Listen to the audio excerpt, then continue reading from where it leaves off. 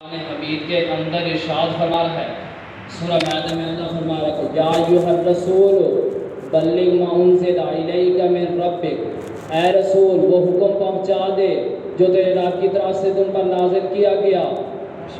وَإِن لَّمْ تَفْعَلْ فَمَا بَلَّغْتَ رِسَالَتَهُ، اللہ کہہ رہا ہے اگر تو نے ایسا نہ کیا تو یقیناً تو نے رسالت کو کوئی کام ہی نہیں کیا۔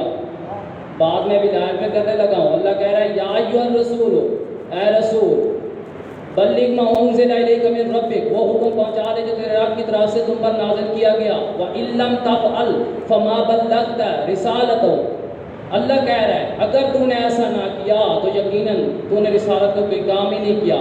وَاللَّهُ يَعْصِمُكَ مِنَ النَّاسِ، اور اللہ تمہیں لوگوں کے شر سے محفوظ رکھے گا۔